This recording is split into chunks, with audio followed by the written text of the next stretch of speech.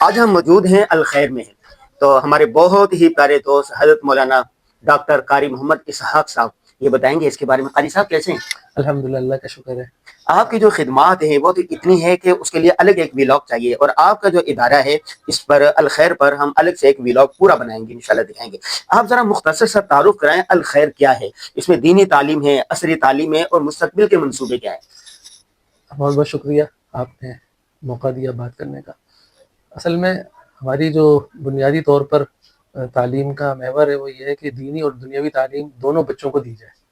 تو ہمارے یہاں پلے گروپ سے لے کر یعنی نرسری کنڈر گارڈن سے لے کر میٹرک تک پورا ایک اسلامک اسکول ہے، اور اسی طرح قرآن کریم کے لحاظ سے اگر دیکھا جائے تو وہ پوری مکمل ایک فاؤنڈیشن ہے، یعنی نورانی قاعدے سے لے کر تجوید و قراءت تک، چھوٹے سے بچے سے لے کر اور ایک عالم بننے کے بعد جو قراءت اور تجوید کی مہارت ہوتی ہے الحمدللہ وہ یہاں موجود ہے۔ البتہ تقسیم اس کی یوں ہے کہ ہمارے یہاں سب سے پہلے جب بچہ داخل ہوتا ہے تو play group, nursery, KG1، KG2 اور کلاس 1 تک وہ صرف اسکول پڑھتا ہے۔ اس کے بعد پھر کلاس 2 سے وہ حفظ شروع کرتا ہے، اور عام طور پر 4 سال میں بچہ حفظ کر لیتا ہے۔ حفظ سے مراد گردان وغیرہ سب؟ جی، حفظ اور گردان وغیرہ ملا کے عام طور پر 4 سے 5 سال لیتا ہے، اور 5th اور 6th میں عام طور پر حفظ کر لیتا ہے بچہ۔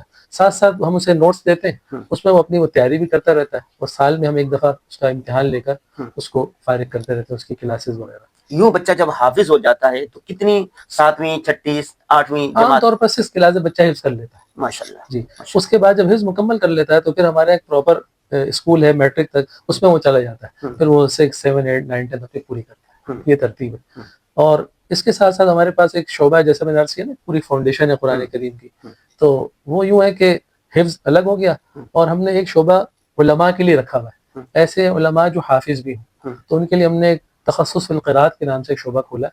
ملک بھر سے، بیرون ملک سے بھی اس میں طلباء علماء تشریف لاتے ہیں، اور 1 سال وہ یہیں رہتے ہیں، اور قرآن کریم کے وہ علوم جن کا تعلق الفاظ سے ہے، 8 علوم ہیں، مکمل طور پر پڑھائی بھی جاتے ہیں، اس کا اجرا بھی کروایا جاتا ہے، اور اس کے ساتھ ساتھ آداب تدریس و نظامت، آداب امامت و خطابت، تاکہ ان کو معاشرے میں کام کرنے میں سہولت اور ان کی ایک اچھی تربیت وہ یہاں سے پڑھ کر جاتے ہیں۔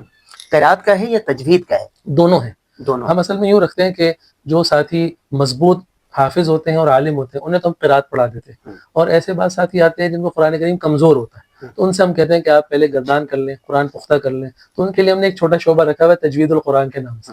وہ اس میں اپنی تجوید بھی درست کرتے ہیں، اور ساتھ ساتھ 1 سال میں قرات قرآن کریم پختہ یاد کر لیتے ہیں، اس کے بعد پھر اگلے سال وہ قرات ہمارے پاس پڑھ لیتے ہیں۔ اچھا یہ بتائیں کہ امامت خطابت، جی، اس کا بھی تو ایک پورا طریقہ کار جی ہوتا ہے، وہ بھی سکھایا جاتا ہے ساتھ ساتھ؟ مکمل کورس کروایا جاتا ہے۔ امامت کا الگ کروایا جاتا ہے، خطابت کا الگ کروایا جاتا ہے۔ امامت میں جو ہے، امامت کے ایک تو ہوتا ہے نا فقہی طور پر مسائل، وہ تو پہلے سے وہ پڑھ کر آئے ہوئے ہوتے ہیں، لیکن اس کے ساتھ ساتھ ہوتا ہے امامت کا عملی طریقہ، ساتھ ساتھ مساجد میں خدمت کرنے کا کیا انداز ہونا چاہیے، اور محلے کے نمازیوں کے مسائل کو کس طرح حل کرنا چاہیے، نفسیاتی پہلوؤں سے کس طرح مختلف طور طریقے سے اس کا جائزہ لیا جاتا ہے، وہ تمام چیزیں سکھانے کی کوشش کی جاتی ہے۔ اور یہاں پر الخیر 2 کیمپس ہے اس کے، الخیر کے، جی، تو دونوں میں ملا کر طلبہ اور اساتذہ کتنی تعداد ہے؟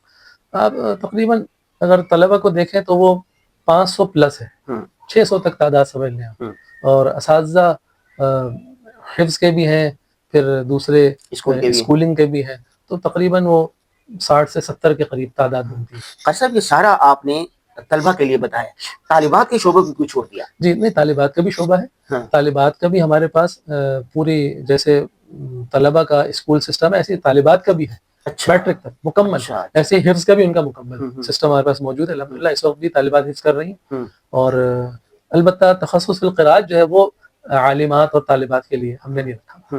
یہ کو ایجوکیشن ہے، الگ الگ ہے، طلبہ طالبات کا بالکل الگ الگ ہے۔ البتہ جیسے بہت چھوٹے بچے ہوتے ہیں پلے گروپ میں، نرسری میں، اس میں تو اکٹھے ہی پڑھتے ہیں، لیکن جیسے ہی پھر آگے کلاس 1 2 سے شروع ہوتا ہے تو بچے الگ ہو جاتے ہیں، بچے الگ ہو جاتے ہیں۔ اچھا تعلیم سے زیادہ تربیت کا مسئلہ ہے، جی، تربیت کا کیا نظام ہے؟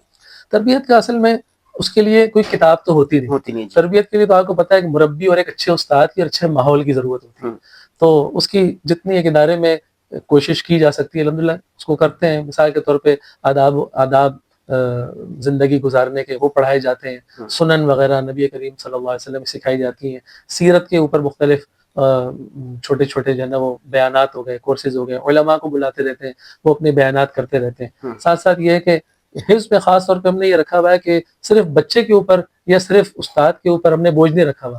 ہم یہ کرتے ہیں بچہ، استاد، ناظم اور والدین سب کو ملا کر ہم کام کرتے ہیں، اور منتھلی ایک رپورٹ ہم ہر تعلم کی بناتے ہیں اور ہر مہینے ان کے والدین کو بھیجتے ہیں. ساتھ میں ان سے ہم یہ بھی سوال بھی اس میں لکھا ہوا ہوتا ہے کہ بتائیے کہ بچے کا اس مہینے آپ کے ساتھ رویہ کیسا ہے، نمازوں کے اندر بچہ کیسا ہے. خاص طور پر آج کل موبائل کا فتنہ بہت زیادہ ہے، تو موبائل کے سلسلے میں اس کی بچے کی جو ہے نا وہ کیفیت کیا ہے. ایسی جب چھٹیاں ہوتی ہیں تو ہم چھٹی میں فارغ نہیں کر دیتے بچے کو کہ جی آپ کی 10 چھٹیاں ہو گئی عید کی یا 20 چھٹیاں ہو گئی سردی گرمی کی تو آپ فارغ ہیں. نہیں، ہم اس کو باقاعدہ پورا 20 دن کا 10 دن کا ہوم ورک دے کر یہاں سے بھیجتے ہیں. یعنی قرآن کے لحاظ سے بھی ہوم ورک دیتے ہیں اور نماز اور اخلاقیات کا بھی الگ سے ایک ہوم ورک دیا جاتا ہے. قاری صاحب یہ بتائیں، آخری سوال ہے، مستقبل کا منصوبہ کیا ہے؟ آپ کا ویژن کیا ہے، مشن کیا ہے آگے کہ اس سسٹم کو، اس اسکول کو، اس فاؤنڈیشن کو کہاں تک لے کے جانا ہے؟ ہمارا ارادہ تو یہی ہے کہ یہ جو ایک دینی لحاظ سے ہم اس کو آگے جیسے درس نظامی ہے، دور حدیث شریف اور تخصص فی الافتاء فی القراءات، اس طرح اس کو یہاں ہم تکمیل کریں.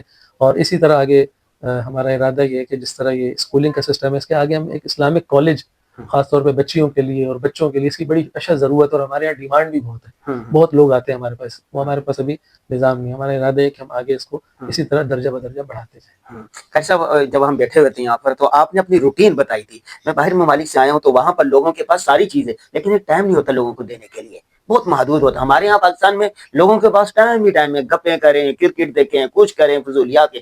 آپ نے اپنی ایک روٹین بتائی تھی 24 گھنٹے کی ایک سرکل، اگر مختصر سا اس کا ذرا خلاصہ آ جائے. بس اصل میں ویسے تو میں کہتا ہوں، لوگ پوچھتے ہیں کہ معمولات کیا ہیں، کیا کرتے ہو، تو میں اکثر لوگوں کو کہتا ہوں معمولات کرنے کے ہوتے ہیں، بتانے کے لیے. تو میرا خیال ہے کہ مختصر سا بس صبح سے لے کے شام تک. بس صبح اٹھ جاتے ہیں، الحمدللہ نماز کے لیے خود بھی اٹھتے ہیں، اپنے بچوں کو بھی اٹھاتے ہیں، مسجد جاتے ہیں، پھر واپس آتے ہیں. اس کے بعد جو ہے ناشتہ وغیرہ کر کے میں ایک سبق جو ہے دور حدیث شریف میں ابو داؤد شریف کا پڑھاتا ہوں. 7 بجے سے 8 بجے تک وہ سبق ہوتا ہے.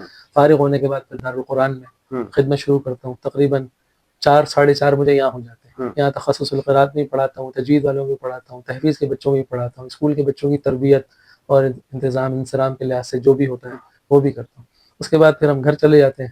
گھر میں والد صاحب، بہن بھائی، بچے وغیرہ، ان کے ساتھ رہنا اور اپنا پھر مطالعہ رات میں، اور اس طرح تقریباً آپ سمجھیے کہ رات. قاری صاحب آپ کی تو ماشاءاللہ بہت اسمارٹ ہیں، صحت بہت اچھی ہے، آپ نے صحت کا راز نہیں بتایا اور ورزش کے بارے میں نہیں بتایا. ورزش تو آج کل چھوٹی بھی ہے، ویسے بڑے عرصے تک لمبا طویل معمول رہا ہے روز 1 گھنٹہ واک کرنا. اچھا جی الحمدللہ وہ رہتی ہے.